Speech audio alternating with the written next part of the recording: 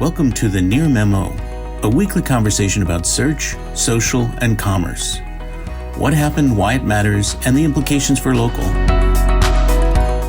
Hey everybody, welcome back to the Near Memo, today with Mike Blumenthal and me, Greg Sterling, and we're joined by special guest Raj Singh, who's a serial entrepreneur and is currently the creator of Solo, which is a very simplified AI-driven website builder, and it's fascinating to us to think about the sort of evolution of websites and where we are today with AI kind of kicking in.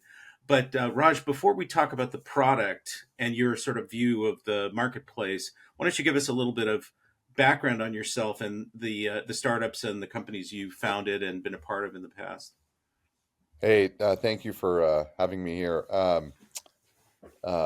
Greg, we've known each other for a while. I've been in the startup ecosystem scene for quite some time. I'm not going to go through every startup from Yeah, dropping out we don't want to hear about your resume, but yeah, just the exactly. highlights.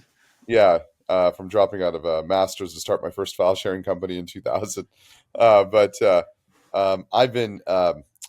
I've mostly pursued my own passions through the years. I like to solve pain points for myself.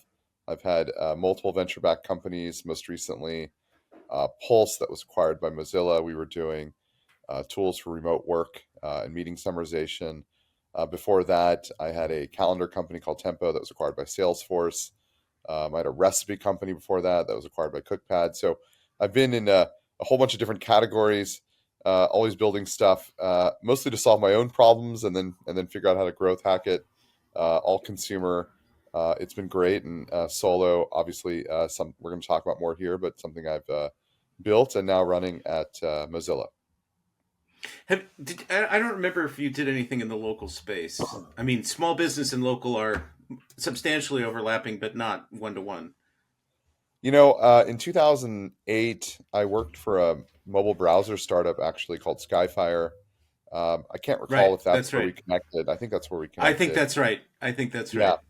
And um, the browser was quite popular at the time because it was pre-iPhone era and it was the only browser that could play Flash video. And so the internet was all Flash at the time. As you can imagine, that meant you could watch your sports on your phone and adult content, which also is probably also very popular and whatnot. And so, um, to monetize that, we are actually I was responsible for our search partnerships, and so we were looking at local search and advertising, and this was all very new. But you have to understand this was kind of the nascent time, mobile advertising, mobile even as a interface device, all brand new. Local ads with more precise location, whatnot. They didn't even know how to deal with all of this yet, right? So the network and inventory wasn't there yet, but um, definitely saw some incredible RPMs with or CTR eCPMs or whatever you want to call it with CPCs with hyperlocal on search. Right. And that was 2007 approximately. Is that what you said? Yes, 2007, 2008 timeframe. Yeah, before the Yeah, iPhone. yeah. So I just wrote in our newsletter today about Foursquare shutting down its namesake app, right? The city guide is shutting down. And that came out, I think, in 2008 or 9, and it was So back and it was, yeah, I was going to say it's funny. So Dennis Crowley. Actually, I never know if I'm pronouncing his last name correctly. So if I'm I messing think that it's up, Crowley. Crowley. Crowley. Sorry. Yeah, he was in San That's okay. Jose, and I think we were at an event together. I can't recall. The Uh, Ware conference. I The think it was Ware where. Yes, conference. correct. Yeah. And Nihal from ENIAC Ventures was also in town, and we all met up at a taqueria here in San Jose, the three of us. And he's talking about this idea, like he's going to build this Foursquare. This I don't think he had it named at the time, but it was location-based check-ins and whatnot, and didn't completely grok the concept. I'm gonna be fully honest. And then it came Yeah. out, and then obviously kind of just blew up as a sort of cultural phenomenon. But that company has gone Yeah. through obviously Oh, multiple yeah. transformations. My former manager from Skyfire actually took over there as CEO. Um, Is that Gluck? Jeff Gluck? yeah, Glick, Or Jeffrey Gluck? Glick. Yeah, Yeah. yeah. Yeah. Well, anyway, so it's just interesting that back in those days, the location space was wide open and it was much, much more competitive. And Foursquare sort of embodied that in a certain sense. And it's, we're cut fast forward to today, and we've got Google and Yelp and some verticals, and it's a very, very different landscape. But that's not what we're here to talk about.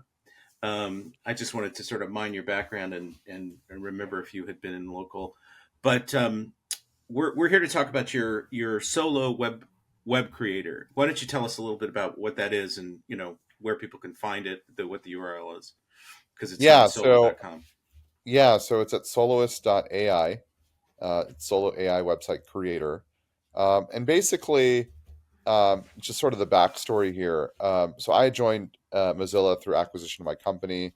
They had some very specific uses on how they wanted to use what they had acquired within the Pocket product within Firefox. So article summarization, content summarization, whatnot. But for me, they said, "Hey, Raj, go build us something new." And during COVID and the pandemic, uh, kids were obviously at home. The schools were shut down. I live in the Bay Area. It was all remote. So I needed to keep my son occupied. So I started teaching him how to play chess. And I had this not wild idea, but I was like, oh, it'd be great if I could teach other kids chess. It's a great way to keep their minds occupied, create a little chess club. So I went to Wix or Squarespace. I can't recall which one I used to go build a website. Just a simple website. I teach these kids for free. I'm not particularly great at chess, but chess.com has been amazing and it's sort of improved over the years. And I think I spent an hour or so and then I gave up. And I think that's a very common pattern when it comes to sort of website construction. Lots of enthusiasm out of the gate. You go and start building it, and then you just get hammered or laid out with a plethora of options like stylistic design choices, content, image curation, layouts.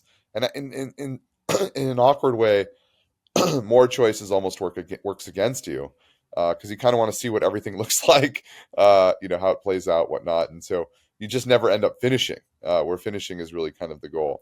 So anyway, so fast forward, I'm at Mozilla, and I started exploring new things that they could build. And Mozilla, obviously, very focused on building new businesses because the future of Firefox, great product, but of course, lots of industry challenges. And so I looked at websites in part because I wanted to solve my own problem. And one of the things that's really neat about generative AI is it works really well for websites. It kind of meets my what I call 95% litmus test, which is AI has never really hasn't really shown that it can do better than 95%. Let's call it 98, 95. I don't care. It's all basically the same. But the point being that it's not 100%. And so, what sorts of applications are okay with that, right? If it was like scheduling meetings in my calendar, if you're wrong a couple times, that's a big problem. I'm never going to trust you again.